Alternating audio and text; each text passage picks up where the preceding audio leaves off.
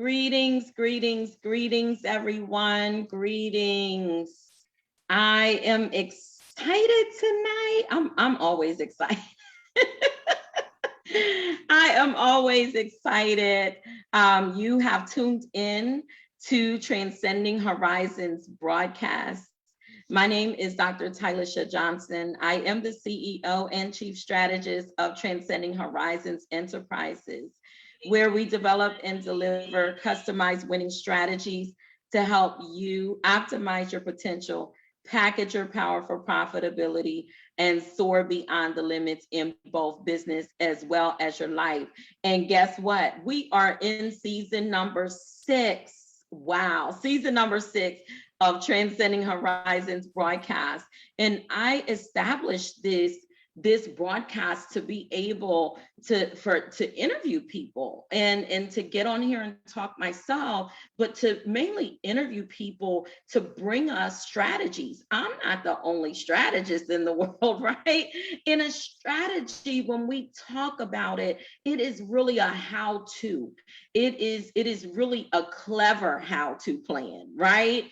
And so it is being able to give those strategies not only for business, but also for life. And so I believe it is very important that we learn from other people's experience, other people's expertise, other people's education, so that we are able to get a holistic view and be able to actually soar beyond every limitation in our lives. And so tonight, you have seen this face before.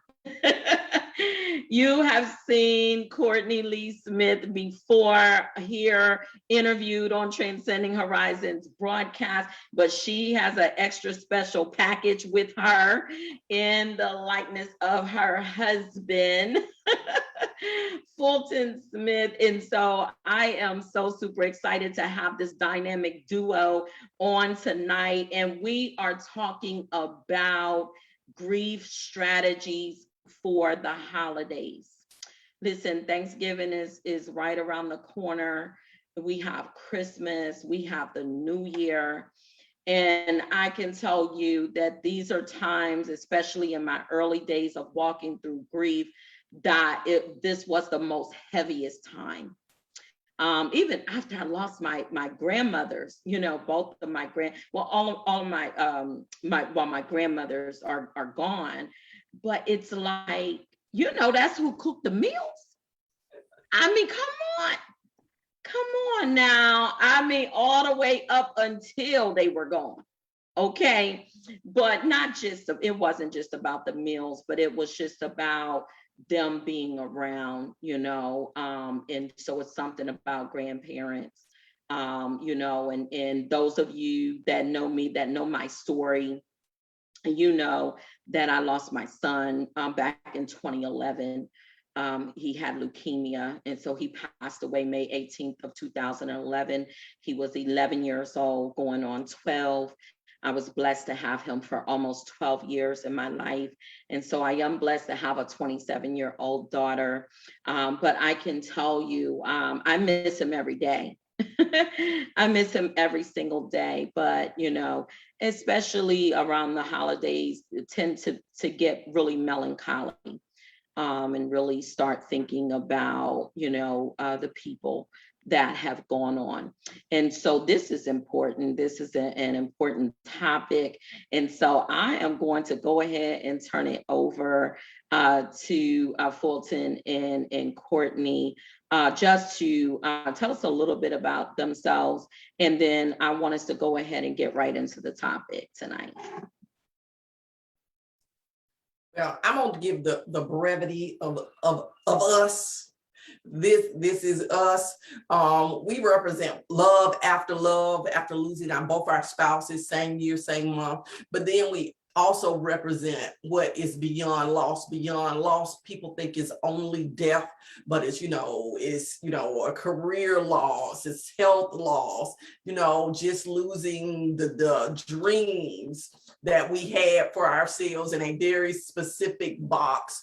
So I want people to think about grief when we're here tonight, just not as death, because there's a lot of people struggling in this season with loss of jobs, with layoffs, with evictions, with foreclosures. So I don't want to put loss in one box and make one loss greater than another tonight. So I really want people to understand that loss, because especially in the season where we've had all of these natural disasters come through, people are dealing without homes, people are dealing without, just stability right now. So that is one of the things when we talk about loss. I just wanted to put a little, take the parameters off loss for tonight.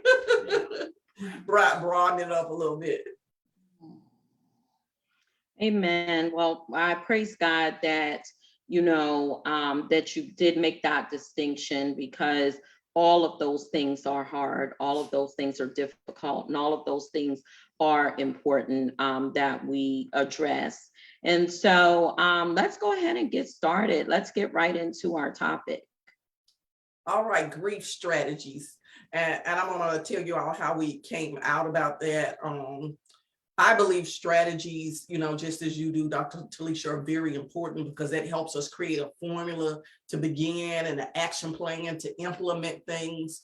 So how I see a strategy is how we control our response and reactions to get our desired outcome. So this holiday season, in your mind right now, before that day or that event comes, the first tool you need to make a determination is, what is your desired outcome? Most of us jump into things. We wake up in the morning and we have not even established what it is that we want our desired outcome. What is it that you want to achieve out of these holidays?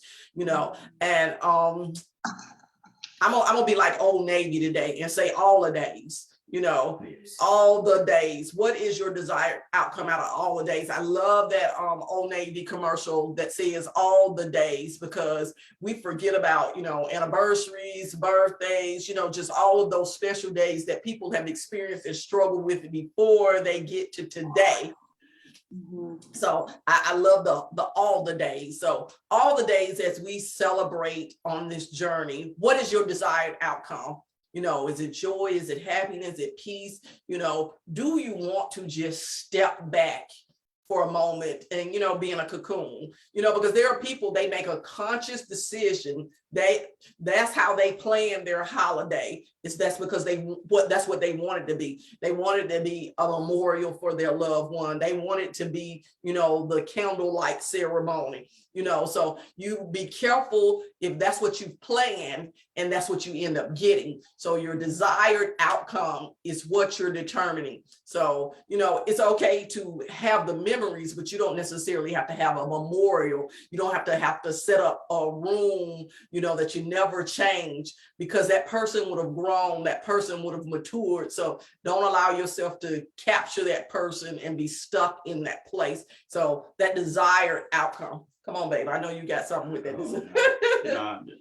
You said my full that, because the desire is very important, because we can get really stuck in a situation, especially when I call these hard holidays come around, Christmas, Thanksgiving, and it takes a lot out of you, because I did that for over years and years, but I kind of dealt with mine by being busy, to stay busy, to keep my mind occupied all the time. I don't have time to think about nothing, worry about nothing, just stay busy. But I met this beautiful lady right here, and I couldn't stay busy like I wanted. I had to change my way of thinking, my way of doing stuff, and had to approach my situation from a different angle. And I love it, because I'm learning a lot from it, and I'm better myself. But yes, as my wife spoke, we cannot be stuck in a certain position. You have to continue to move along with yourself, because your loved one that went on to heaven, that's what they want for you. They won't want you to be sitting down as me and my wife talk about, in a pity party. They don't want you to lose nothing. They want you to keep moving. Because if you want to represent your loved one that went on to heaven, represent them in a hyperact spiritual way, happy way, laughing all the time, be joyful, because they left that there for you to be joyful, not to be sad and stuff like that. Because at some part of the relationship, the one that went to heaven, they was in a sad case. There was a lot going on in their life, and they figured that they were bringing tears to you. And Almighty Father saw that, so he fixed that, where you can go on and finish your part that he got designed for you, because each one of us not designed to be stuck in a position. The Almighty Father gave each one of us a task, and he won't let nothing get in the way to slow that task down, because there's a deadline for her to meet that task. And my way of thinking, when our Almighty Father got a goal for each one of us, my way of thinking that when we meet our goal that the Almighty Father put us in the head of the meet, then he'll take us to glory. No matter how good you are, or how bad you are, what, when we meet that certain aspect of life where we're supposed to be at, that mark that the Lord Almighty Father put on our life, where we have to meet. Once we meet that, he'll come bring us home. So ain't nothing we can do about that. We have to be able to just understand what happened, really digest what happened. I have my wife get on me all the time, because I prepare myself I spend a lot of time on the negative side, and I spend a lot of time on the positive side. As my wife speaks, I keep it balanced, because I do it for my own sanity. What I mean by that, because so many individuals think real, what I'm trying positive about stuff all the time. No negatives can come in. Then once the negatives come in, then they fall apart, because they have prepared their mind for mentally, spiritually, or physically. And that's where the hard part come in at. We have to spend much time, I'm putting my wife there, make it balanced. You have to spend much time on the negative side like you do on the positive side, just like a car battery. Car got a positive side, and a car got a negative side. The negative can't work good if the positive is not hooked up, and the positive can't work good if the negative hooked up. So you have to keep it balanced. Wow, this is powerful. You two have given us a lot, and we just got started. I mean, this is, when I look at, I'm just over here taking notes right now, and the points that I've pulled out is, we have to, look at what our goal is, our desired outcome. What do we want to see? And in that we establish, because so if we want joy, if we want peace for the holidays, if we want to feel love, if we want to, have a joyous occasion, then let that be our desired outcome. Let us put parameters, let us put things in place, so that is something that we will guarantee that we have. And I love that you addressed, I've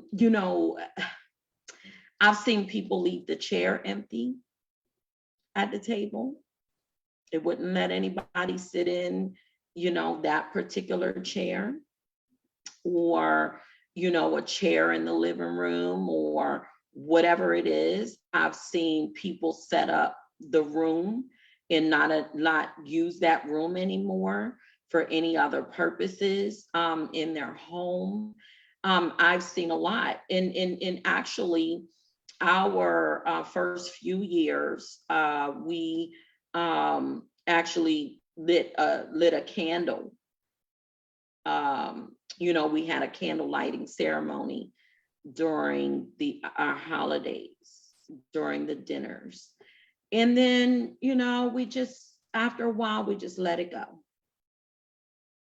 We just let it go. And that's why I say it's nothing wrong with ceremonies and remembering, but don't allow them to trap you. You feel like you're enslaved to that new thing, Right. And also, I think that you have to do it in a healthy way. Yes, indeed. So that it doesn't bring the mood down, so that it doesn't bring your atmosphere down. And so, and I love the what you said, Mr. Fulton, about, being joyful and, having that balance. I never thought of that before, how it is actually good to go to that place of the negative,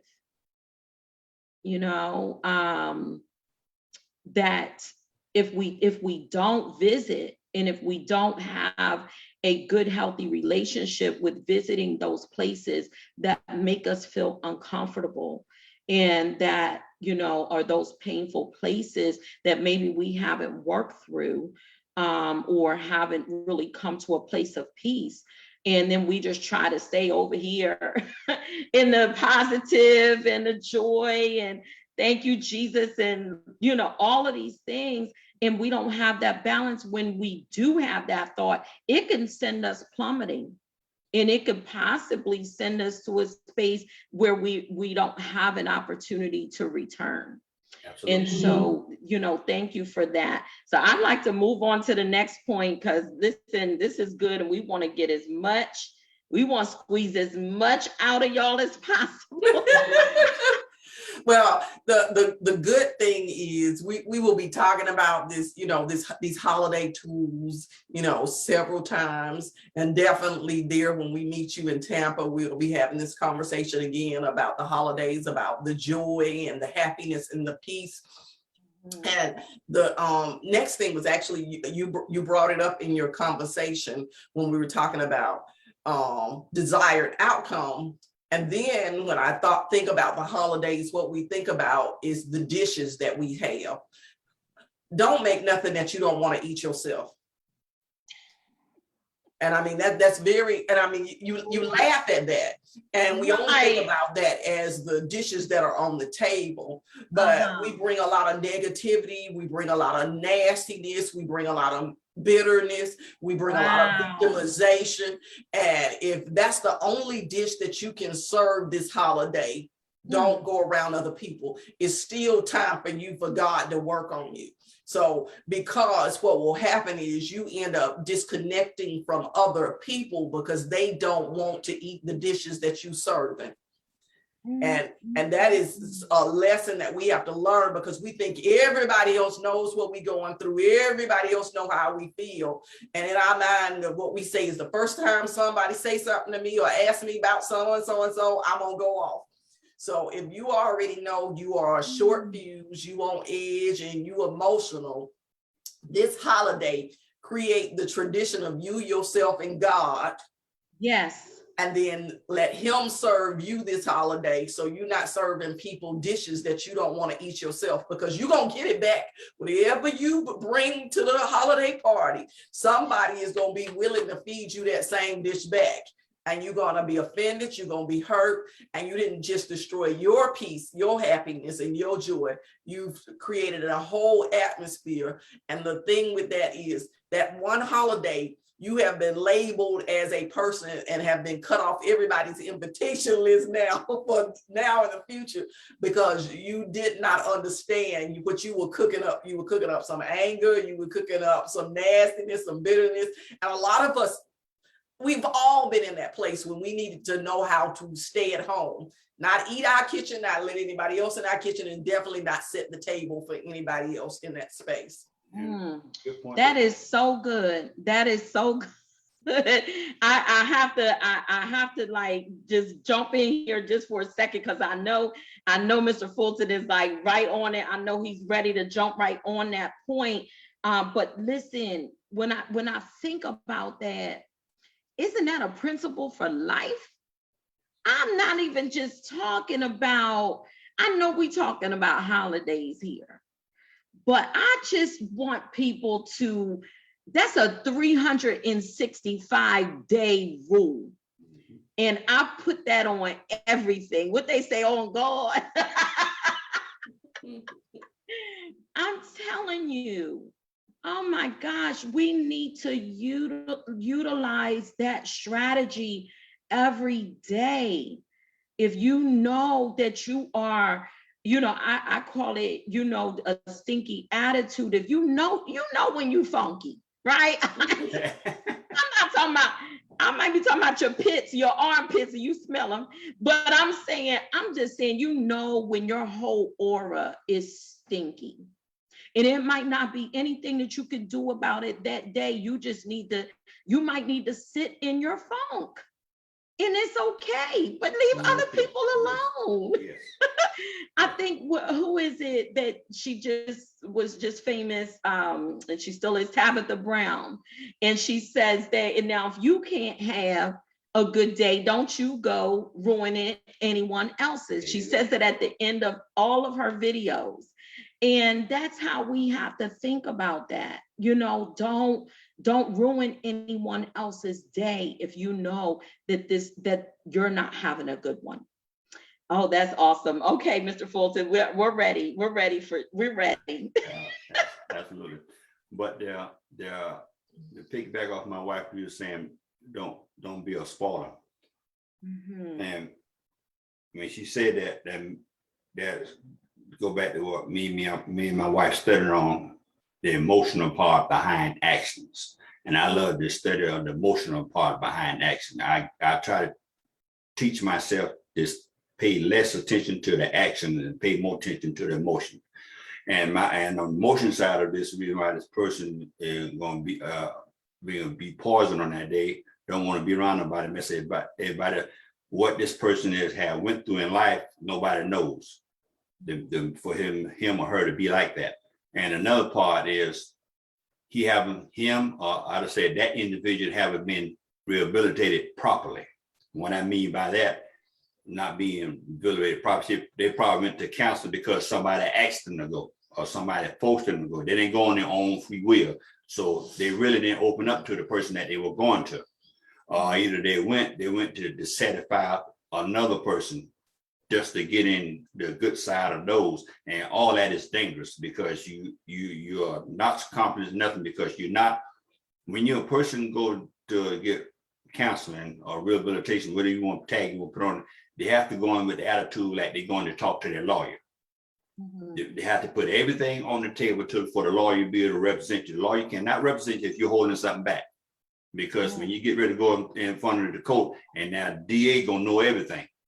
And then they're going to say something, then the lawyer going to look at you and say, where'd that come from? So when you're in a situation like, you got to put everything on the table. When you go to counseling, put everything, if you feel uncomfortable, still put it on the table, because it's going to help you in the long run.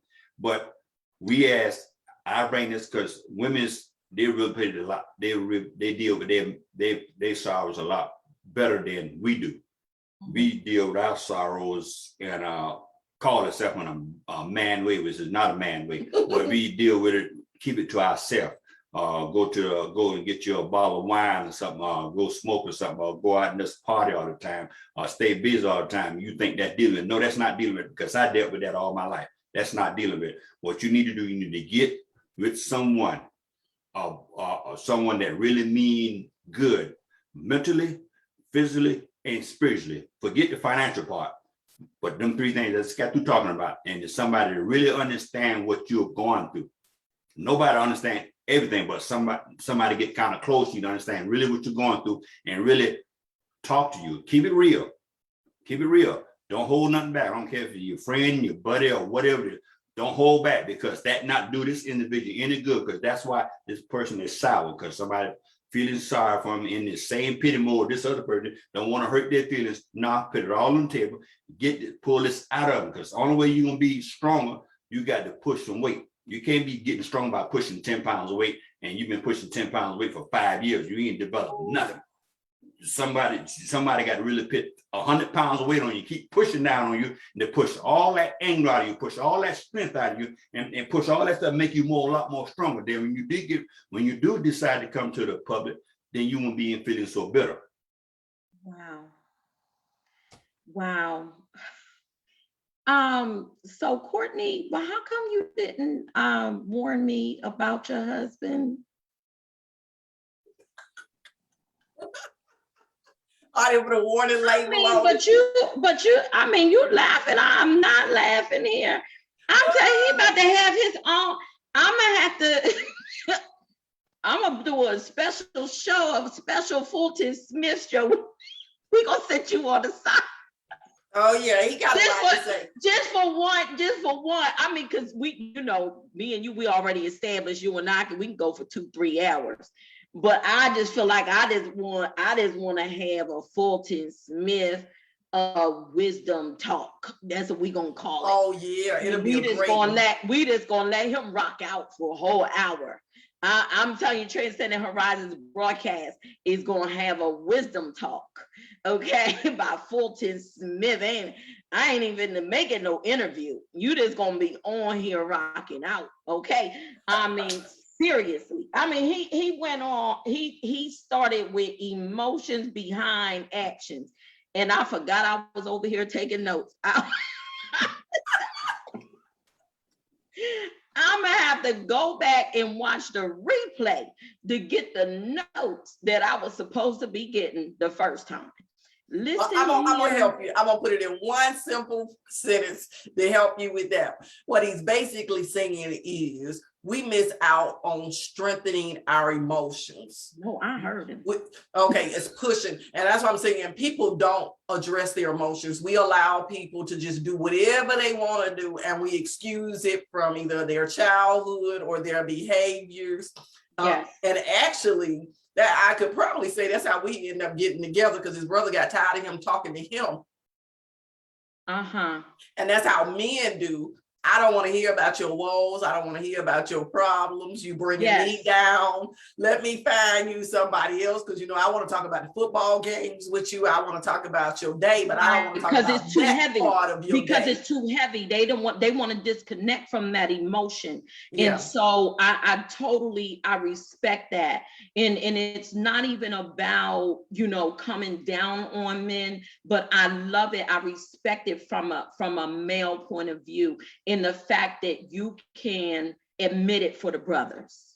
Mm-hmm. White, black, brown, whatever, it doesn't matter. That is the male stance. That is the male perspective. That is how males deal with it. And I'm so glad that you broke it down to talking about lifting weights. Because even with that, men are always looking to get stronger, and what you're saying is a way to get stronger is to be able to address it, be able to embrace it and lift it. And lifting it means that I'm going to talk about it. Lifting it means that I'm gonna deal with the emotion behind it. Lifting it, and strengthening my muscles, so that I don't go off the deep end, so that I don't go in do a murder suicide or jump off the next bridge or whatever, rape or whatever other crimes that are out there, or drink myself to death, whatever it is. And I do believe that men deal with it, more so in a way that it does end up destroying them, because what happens is they implode. They implode. Yeah. And so because they never actually got it out, they stay pinned up with it. And so I'm telling you, I appreciate all of that. That was so needed. And I believe that that we're going to be able to use that again. I believe that you're giving us tools for 365 across the board. I truly believe that. One thing I want us to go ahead and touch on, I'm not sure if you had this in your loss when you were talking about loss, but I want to specifically talk about divorce. I want to talk about that loss or that death of that relationship, and even how it can affect a current relationship. I like that, because a lot of people don't realize that's a death, because they feel like the person is physically alive. But right. There are a lot of living death relationships, even from family members that, have been disconnected, or just separations, so when you're talking about that, And I want to answer one thing before I answer that question. When you were talking about men having a hard time, it's actually statistically proven when men's wives pass away, within a year they usually pass away too if they don't get remarried.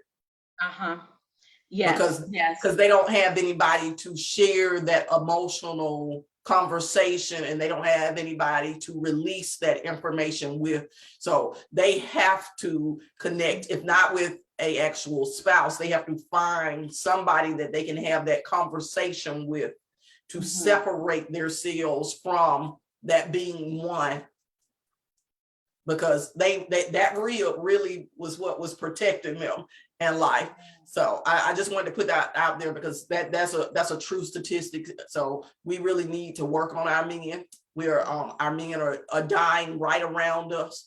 Some of them are alive physically, but they are dead emotionally. They are dead spiritually. So that's a place that I really try to reach men. So when we talk about divorce, separation, those things, dealing with those living relationships, when those people are still around, and sometimes we have common friends or common relationships with the other family, and you have to still not necessarily see that person, but hear about that person.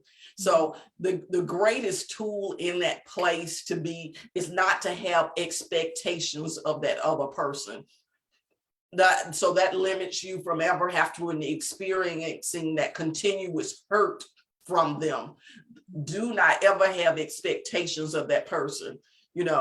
Allow your own experiences to be them separately, because as long as you're still expecting to do something, be somebody, or do anything that is different than what they were doing, a lot of times, you get angry because maybe they changed and they did become a better person after, they were with you and became another better person with somebody else, or because you looking at them and you be like, they still caught up in that same cycle, in that same drama. Whatever it is, you need to learn how to experience life on your own without expecting anything from that other person, because you will always be looking at, well, what I could have, what we could have did, or what could have been.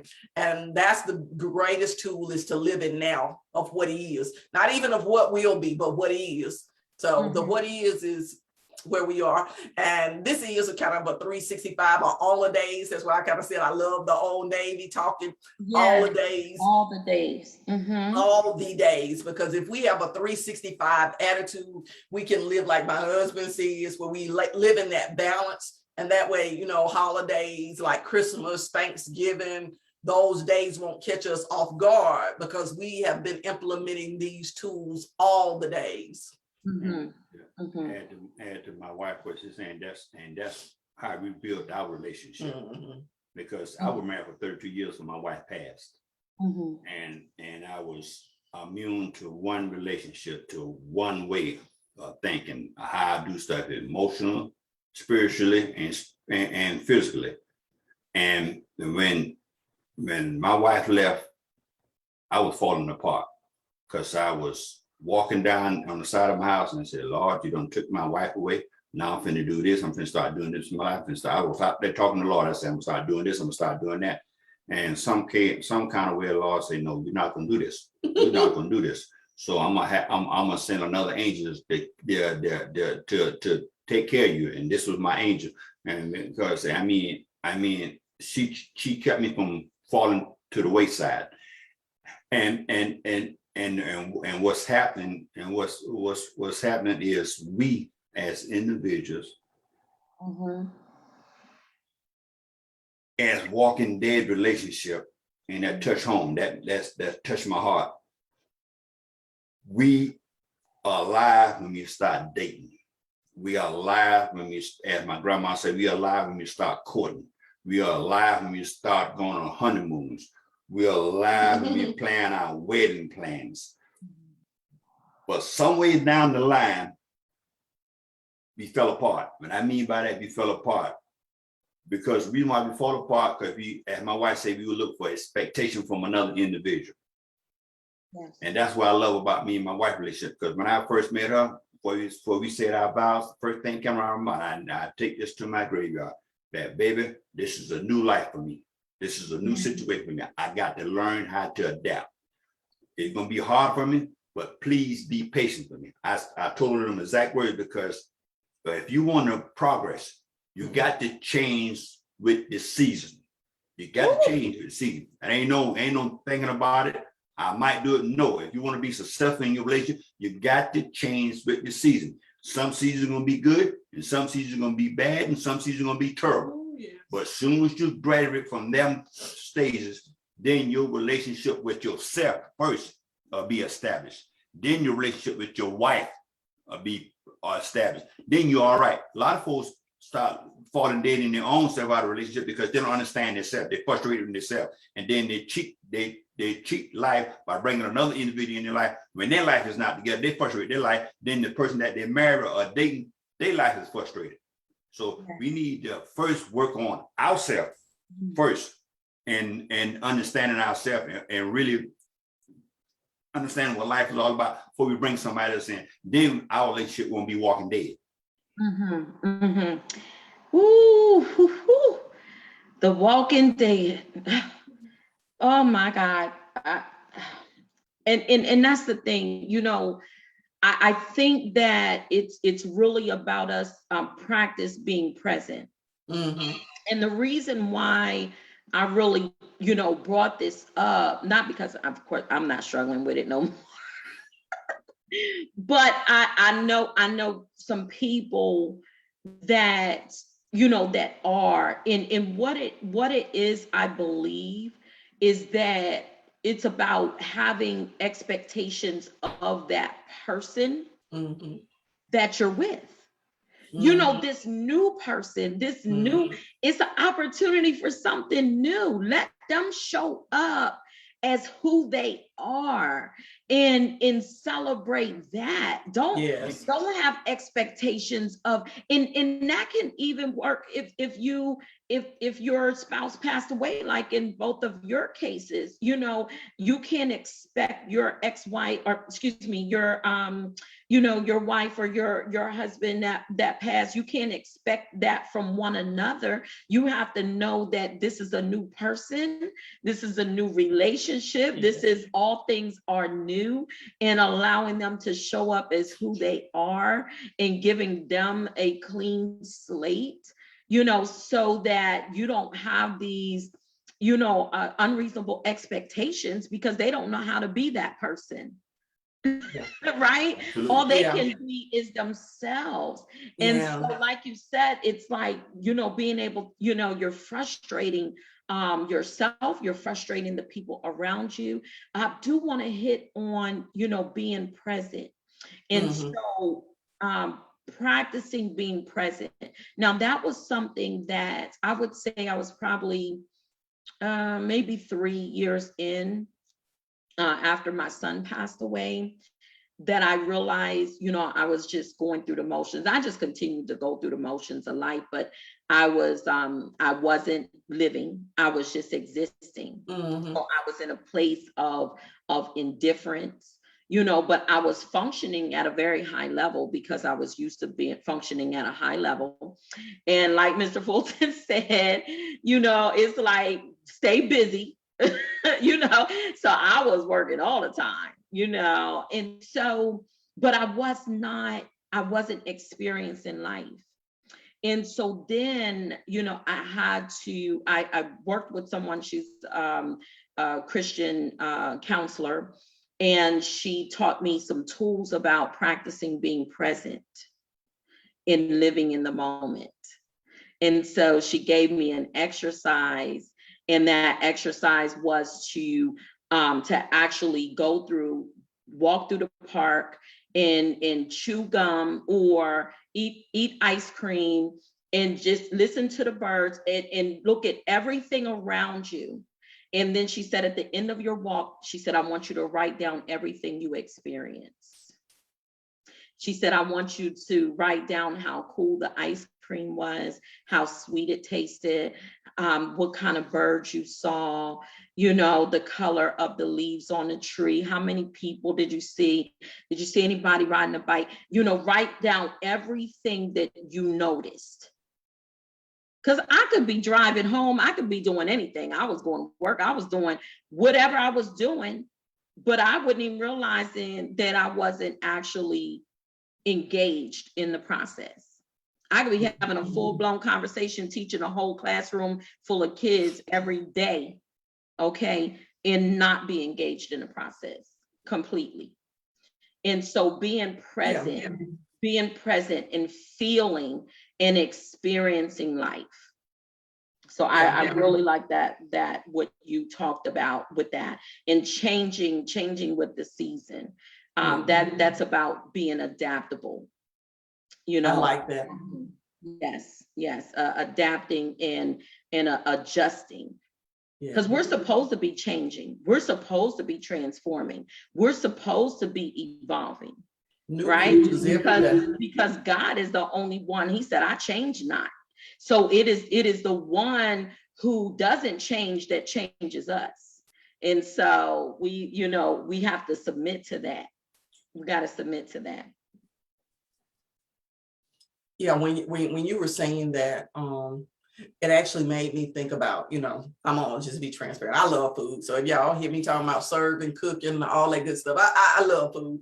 So it's a great analogy always for me, because I can always relate. And I know everybody don't relate to our mechanical analogies all the time. I love mechanical analogies, but for the day when you were talking about enjoying, a lot of us eat just because we're hungry. They wait till we're hungry, but we don't eat to enjoy the meal, like you said, to take it all in. That what do I have on my plate right now? Can you actually tell us what it was, what was in it, how it was made? I eat to recreate that experience again, so I can remember what was good about it. I want to recreate a good dish. So if somebody comes with a funky attitude or something, I don't want to recreate that. And I mean, that's that whole experience, that atmosphere. When we're talking about those dishes, you can actually change the atmosphere of a person when they bring you a bad dish based on your flavor that you can add to the dish. So like if I know I need this type of dish, and I was like, okay, she brought me some mac and cheese, and I can tell she wasn't really loving it. She just brought it because that's what was on her things to do list. I'm gonna take that dish to the kitchen. I'm gonna add my little flavor to it, put it back in the oven, warm it up, and I'm gonna be like, girl, you made some good mac and cheese. I'm gonna give you your dish, right, but I'm going to, put a little my flavor in it so it will help you in that place. And that's what another thing when we're talking about being present, we all have to be present, when we show up places. A lot of times we're in a great mood and we're not really cognizant of other people because we just so consumed with ourselves. And it becomes that way during the holiday season. We're so consumed with our joy, our happiness, our what's going on. Sometimes we are a little insensitive to, what everybody else is going on. And so when you were talking about that presence in that dish, being sensitive to the fact, okay, maybe this person couldn't get, necessarily the best cheese. It wasn't in their financial budget, or they just didn't know they needed to, stir it up, a little bit more, add a little bit more, but you can redo that and put it in the oven for them to help them out in that situation. So can we be also present enough so that we're able to discern enough to know that we're sometimes being a little insensitive too in that space, because a lot of people are going through a lot of things during this holiday season. A lot of people, all the day, like we said, all the day. So do we have our discernment on there? Or are we so great because we say, hey, I've made this journey, I've arrived, I'm beyond mine, I don't have time for you to be bringing me your bad news, I don't want to hear that. So are we able to be that ear that shoulder, you know, that silenceness at times, or even that little bit of flavor to pep somebody up. So that's, I'm gonna give a tool to the people who might not be going through to help somebody else this season that shows up to your house during the holiday season. Instead of talking about, you know, they clothes wrinkly, or, you know, their hair out of place, or they were crying on the way there, you know, take them in there, fix their face for them, you know, help them out, do something to bring a little joy and cheer, especially if you know they already in that place. Don't giggle, don't laugh, don't, you know, talk about those things. You know, try to add a positive flavor to that day. So just wanted to add that to it, you know, that tool on the other side of the season, us that are on the journey with other people. Yes. We might not necessarily be going through, and I mean, all of us got something we're going through, but we might not be going through that same particular situation. And we may be in a good place, or, you know, we have gotten to the point that, you know, we've gotten a little bit more accustomed to grief, because, you know, we know how to flow with what God gives us. Everybody hadn't learned how to flow with what God gives them. You know, a lot of us haven't learned to adapt. A lot of us haven't learned that flexibility. And so for those of us who have not learned how to adapt, how not to learn to be flexible, and we are in tantrum mode with God, you know, sometimes we just got to watch them act out like you do a little child, you know, let them do their thing. That's right. When you get through acting up, I'm gonna take you a little behind.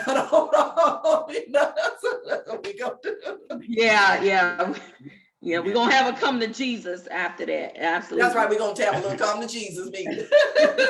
Alan, this is back to present, and I play chess, not like I used to, but chess is about life. That's how you develop it. Chess is nothing but life. Different challenges in your life, how you move your pieces on your board. Yes. And what I'm going to say now, one way you can be a great chess player, you can read all the books you want.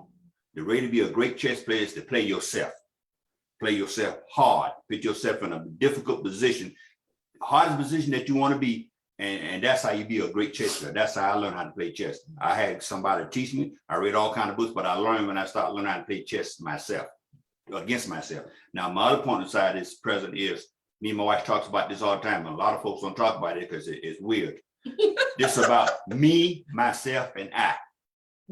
That's how you have a conversation with you. This is how you work on your present. You have a conversation with me, myself, and I. Get you a legal pad and talk to me. Have a legal pad for me. Have a legal pad for myself. And have a legal pad for I.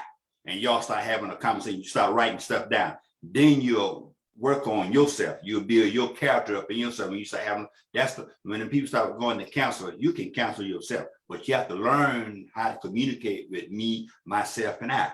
That's the start. But that's my say. Yes. Oh, I love that. I absolutely love that. Listen, I want to ask you both for a big takeaway. I'm blown away. I'm telling you, I am completely blown away by the wisdom, by the strategies. I'm telling you, I'm super blessed to be connected to you both. And I can tell you that, you don't meet people like you both every day, right? So when I say dynamic duo, and I don't just I'm not one of those people that just blow everybody's head up. In actuality, the people that I have on my show, they're all equals. Like, I don't, whether you've been my client or not, it's about a mentality.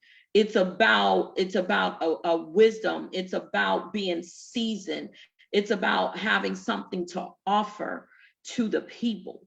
And when I tell you that you two, you are history makers, okay, world changers, trailblazers, and eyes have not seen, ears have not heard what the Lord has in store for y'all two.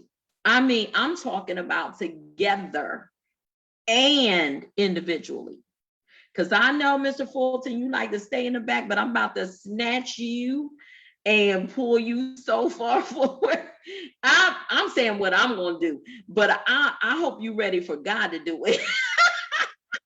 I'm not, what I'm doing is just a little bit, but I just believe I can see God in his big old hand, his big old self, like bringing you so far to the forefront that you won't even, like you never could have fathomed, because you don't desire it. And because you don't desire it, because of your humility and your meekness, how humble you are, that's why God is going to exalt you. That is the reason, because he said the humble will be exalted. Okay, he resists the proud, but he exalts the humble.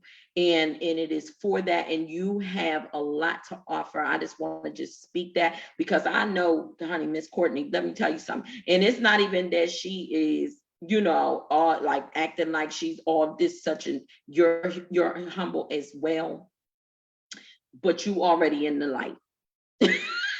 And God is ready to turn your light up even brighter. Okay. Turn it on you, baby. Turn it on you. No, it's gonna be on both of y'all, and so God is truly glorified in everything that y'all are doing. I can tell you that, and I need a big takeaway. I mean, I'm talking about a big old nugget from both of y'all, and then we're going to find out how we can get in touch with you. This ended up being an hour-long show. I don't even care, because we needed it. We needed it, and people can just come back and watch it in segments. I don't care what they do. Okay. But this was needed. Okay. It was needed. And my shows, when I started out, they were an hour long. I'm telling you, when I started out, I just talked to people as long as I wanted to. And people were like, your shows are so long. I'm like, look, y'all got attention span for a movie. Y'all sit and watch movies for 2 hours. Absolutely. Okay, treat it as such. And just like you push pause on that, push pause and come back to it, whatever you got to do. But this is important. So give me your big takeaways, and then we're going to go ahead and rock out. I am going to say this: stop chasing what used to be. And what I say that is, for holidays, I heard you talking, grandmama passed, she did all the cooking. Okay, if it means ordering your stuff from Golden Corral, if it means going to sit at a restaurant, if it means that you eat pizza on that day, don't get so caught up on a tradition of what it used to be that you are killing yourself to live up to other people, and even yourself, just to hold on to something that used to be. If it's about just being with family or being with certain people, do that, and you all create something new. So I think that's where a lot of people, like you said, leaving the chair, leaving the thing. Sometimes you might not ever need to celebrate another holiday in that particular place again. Whatever it is that you need to create a new atmosphere so that you can grow. It's all about growth. If you are not creating an atmosphere of growth, so you are still chasing what used to be. So if you don't feel yourself creating new memories, if you don't feel yourself having fun, if you don't feel yourself having joy, if you feel any kind of pressure on that day, that means people are putting expectations on you, whether it's me, myself, and I expectations. Be careful who is putting those expectations and pressure on you, because the holidays are supposed to be about joy. They're supposed to be about freedom. They're supposed to be about fun. It's supposed to be about everything that's good from God on those days. We were supposed to be thinking about being grateful, happy, peace, joy, all of that great stuff. And if anything is blocking that from happening, break it, stop it, change it, move it, even if it means celebrating that day on another day. Call the 24th Christmas, call the 20th Christmas, whatever you need to do to make that day what you want it to be. Create that new for yourself, and that's what we've done. Whatever, don't call us, we have our own holiday tradition. Me, myself, and I, we all do all our things. I love it. Yes, and yeah, one point that my wife said, we celebrate all the time. Just when I used to drive trucks, I drove track trailers for 17 years. When I ain't make it in on Christmas, when I ain't made it in on a birthday, I ain't made it on Thanksgiving, we had another day for Thanksgiving. Whatever day you got. Whatever day, so I understand. But back to my closing thoughts on this. Do what makes you tickle. What I mean by that, what makes you laugh inside. What makes you laugh. You do what makes you laugh inside, your life journey would be a lot easier. A lot of us live in a frustrated life with ourselves. If you live with a frustrated life within ourselves, then somebody around us going to be going to frustrate your life. So do something that makes you happy, makes you relax. Do something that you don't have to strain to think about. Do something that you don't have to strain to want in your life. Do something to strain that you ain't got to keep forcing to stay with you. Do something that you're happy, make you right. Deep breaths. I'm all good now.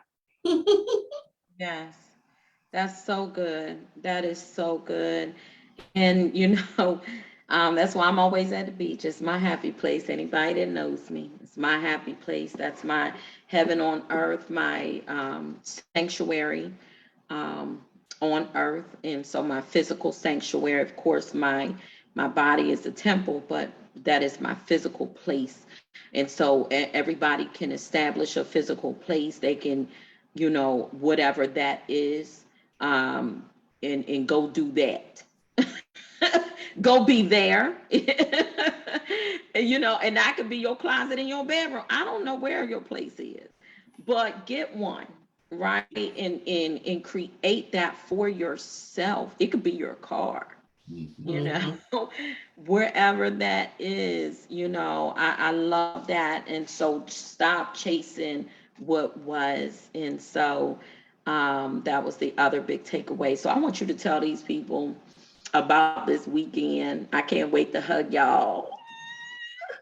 Yes. It's nothing like you're streaming and talking with people on social media on these different platforms.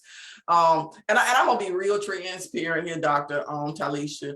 I love streams. Oh, when streams were created, I just loved it. So it was my favorite place. But God gave me a command to get out of my comfortable place. And my comfortable place now is getting out to see people.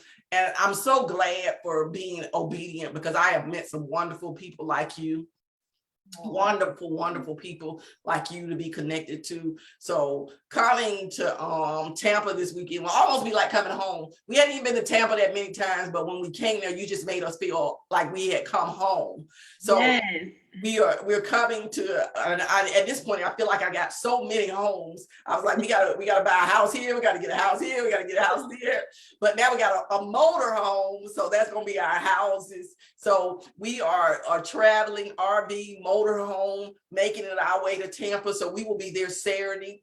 And the overall umbrella is we're collecting the stories, and the point of the stories, first of all, is therapy for the person who's telling the story, but also as a testimony for other people that if God did it for them, he will do it for you. So it is not about, a TV show. It is about content that will allow everybody who needs strategies, who needs a place to be heard, so they know that they're not alone on this journey. So this journey is about, on this weekend, is about recreating that joy and that happiness, and that peace in our lives, so that we can actually broadcast it for other people so that they can see it. And you have been very instrumental in helping me build this Grief Garage, the TV, the magazine, all of this great stuff that's coming up, and giving me great business strategies to make sure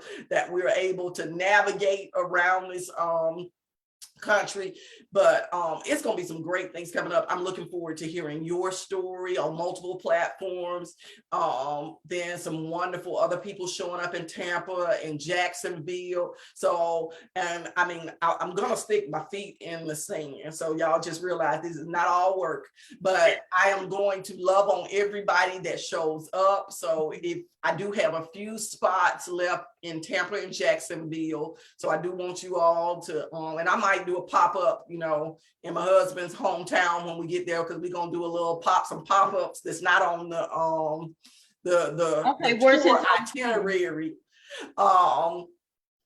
But saying that, I do want to love on everybody that shows up. We have some special gifts for everybody that's showing up. You know, I'm a giver. I'm a gift giver. So just know that. But I am in the place of where we will be hosting and talking to everybody, even probably pulling some things out that most people hadn't even told yet in their story, to make sure that everybody understands the whole testimony of what God takes us through. Because I think we miss out on the growth of grief. Yes. Because we don't stretch ourselves. We don't allow God to totally water and nurture every aspect. Like you said, you were functioning. You know, you was like, hey, I'm gonna take these 3 years. I'm not gonna allow God to touch me where it hurts. But when you gave him that space, and that's what I want people to be able to see, where you let God pour in you the seeds that you allowed to get planted in you, and the new garden that you have become as the current Dr. Talisha, and how you're still growing in the spaces. So that is what we're doing here, allowing people to see that growth through grief. So I don't want people to think this is some just us gathering, you know, but this is a true assignment. Very true Assignment, because I promise you, first of all, I have gotten so over in my lifetime of riding. I'd rather catch a plane, catch a train. But God gave me a specific order and to take these things to create it. So I'm being obedient to it, no matter if it's about being comfortable. And I definitely never wanted a TV channel. I wanted to keep it audio. Talk to people, let not people see me. Let's keep it behind the scenes. Let's do all that great stuff. But that's why I see a lot of times the growth comes from getting to that uncomfortable place. So I know some of y'all out there saying, oh, I'm not so ready to share my story.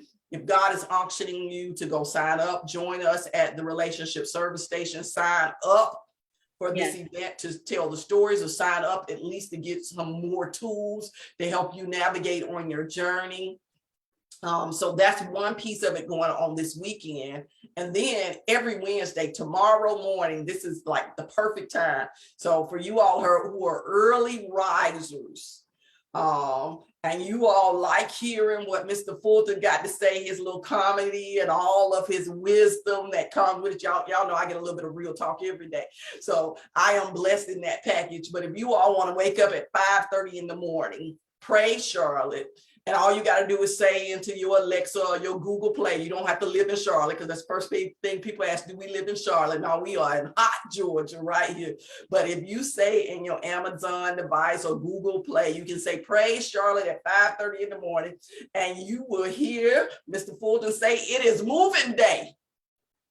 It's moving day, because we are teaching people how to make moves beyond loss. Everything that we do is beyond loss. Everything that God has us is beyond loss. Most of us have not been blessed.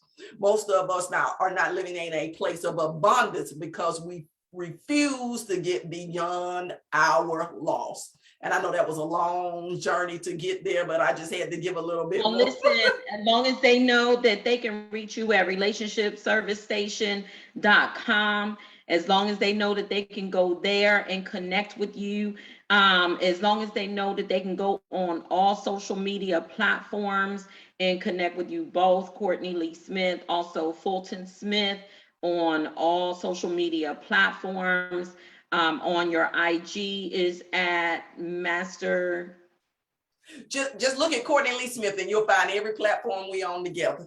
Okay, Courtney. Whether if his name something else, we just go roll with it. You'll find us. Okay. Whether it's the radio, whether it's the TV, or something like that. And so this channel that you have is an Amazon channel. It will also be on other platforms as well.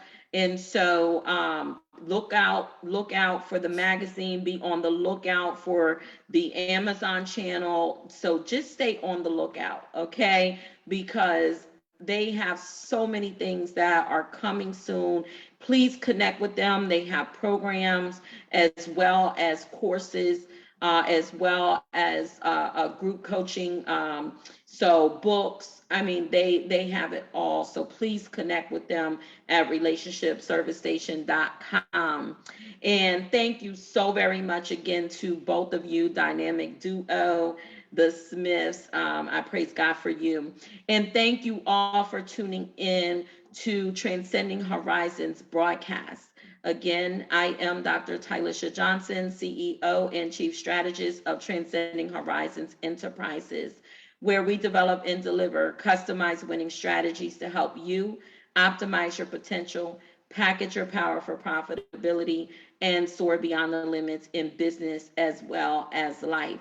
You know how you can reach me. That's transcendinghorizonsent.com. Again, transcendinghorizonsent.com. Blessings and peace. I love you. Bye bye.